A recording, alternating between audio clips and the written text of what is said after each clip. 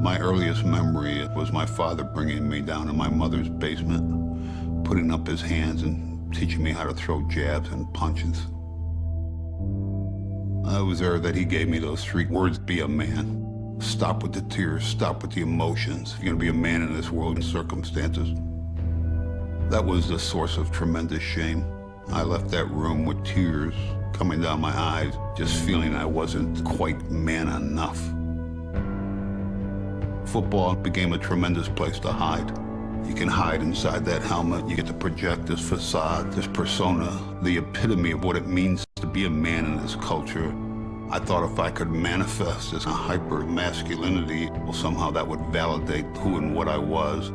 Certainly my father would respect that, to see how powerful, how strong, how tough I was, then give me the love and attention that I desperately wanted. I'd ask every man to think about what age they were, what was the context when someone told you to be a man. That's one of the most destructive phrases in this culture, I believe. Stop crying. Don't cry. Stop with the emotions. Pick yourself up. Don't be a chump. Don't be a pussy. Don't let nobody disrespect you. Be cool and be kind of a dick. Always keep your mouth shut. Nobody likes a tattletale. What a fag. You little bitch. Don't let your woman run your life. Bros come before hoes. Get laid. Be a man. Be a man. Grow some balls. So man up. Man up. Man up. Man up. Man up. Grow some fucking balls. Act like a man. Be a man. Yet again, another teen has taken his own life after being bullied for years. The details of the gang rape that took place outside a high school homecoming dance are horrifying. 3 teens confessed to shooting an Australian man for, quote, the fun of it. 13 people were charged in the beating death of a Florida A&M drum major, the result of a band initiation ritual. A student was found dead, alcohol 5 times the legal limit in his system. He killed his girlfriend and then shot himself. Over 20 little children dead. He also shot his mother. The shooting was apparently premeditated. 1 gunman, and he is among the dead. 315 and 314 for a shooting at Century Theaters. Somebody's shooting in the auditorium.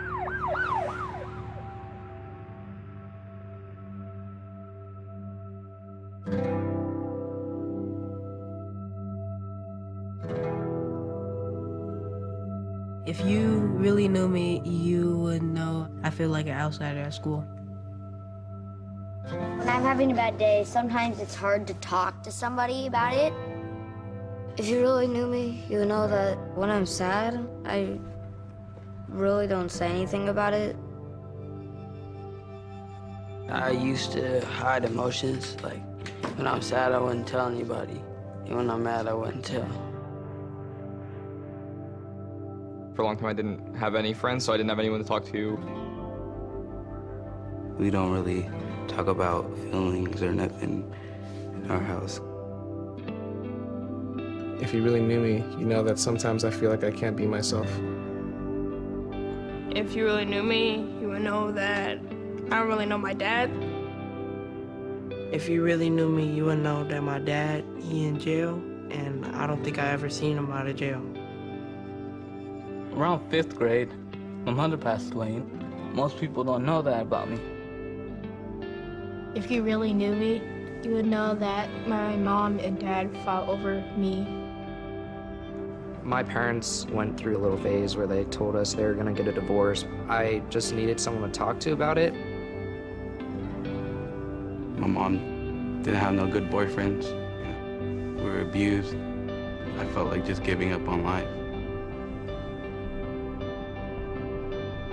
I got bullied in 6th grade. I felt like an outcast. I felt alone for a long time.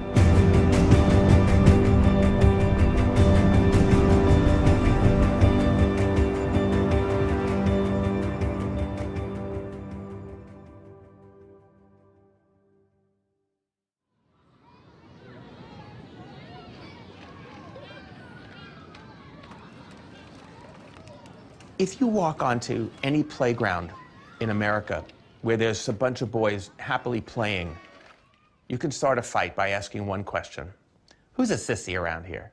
And 2 boys will go, I don't know, he is, and they can have a fight, or all of the boys will go, he is. And that boy will either have to fight them or run home crying.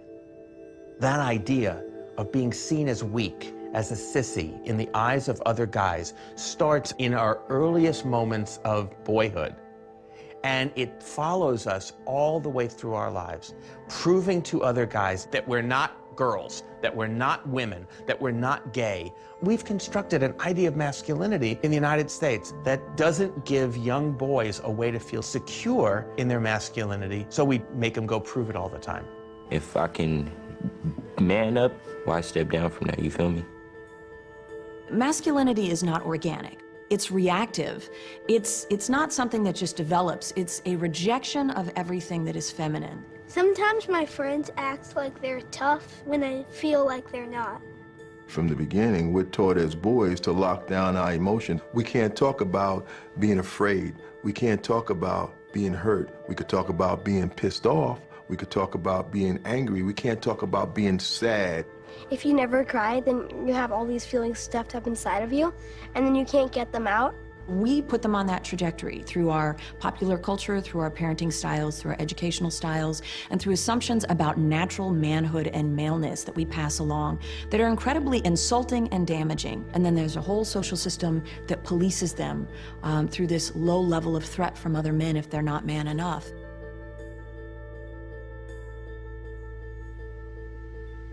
Today we're going to get into how we learned masculinity as children, where we learned it from, who taught it to us. And I'm just going to ask some of you guys to shout out the ideas that you had on it from your childhood. In my household, we don't cry. Showing emotion is like you're weak. If you hurt, just hold it in. No tattletailing. Fight back. You know, everything was surrounded around money, money, money, money, money, money. Be the best. Go for the triple instead of the double. It was okay to be a womanizer. A man has to be dominant and in charge and has control. You know, a man does everything to the extreme. Never back down from anything. A man used violence to solve problems.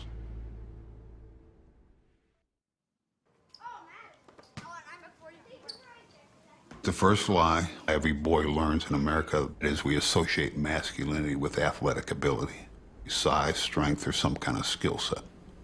I've always felt the pressure of you need to be buff, you need to be masculine, you have to have a six-pack. Those boys that can catch it down and out or hit the hanging curve are elevated. I want to play football, basketball, one of the sports, have fun doing it, make some money, like one of them TV type lives. They're set up for a tremendous failure and frustration in life because being a man doesn't have a single thing to do with athletic ability. You think about all the other boys on that playground. They don't just want to play sports. They want to do computers or music or drama or debate. This past month, I took part in my first theater production. Like now I'm looking back like, oh, I wish I had taken part in that throughout high school. I don't know, I guess I didn't because it was something taboo. You just weren't supposed to do it. Second lie every boy learns is that we associate masculinity with economic success. My name is Jordan Belfort. The year I turned 26, I made $49 million, which really pissed me off because it was $3 shy of $1 million a week. You know, it's been said that comparison is the thief of all happiness. So if you're building your sense of masculinity based on power, possessions, there's always going to be someone that has more. That leads to an incredibly empty life of striving for things at the expense of what's really important in life. I've had 8-year-old kids sit on my couch, 8-year-old boys, and I'll say, so what do you want to be when you grow up? And they'll say, a venture capitalist. There are so many things wrong with that I hardly know where to start. The extent to which he comes in and has already been programmed, he is going to have very limited options in his life, and they will never feel authentically like his own. And then the third criteria is a culture. We associate sexual conquest with masculinity. Seek the free! This man is a legend with the ladies. I can only imagine. I found the top 5 hottest girlfriends of Derek Jeter. Men everywhere, we all salute you. Associating that with masculinity is so dehumanizing. You tapped that ass, didn't you? Tell the truth. You know you tapped that ass. You put it in the back seat, bam, code X. Look, man, I got a wife. You got a dick. You do have a dick, don't you? Well, those words are designed to keep boys silent, to keep them conforming to the construct.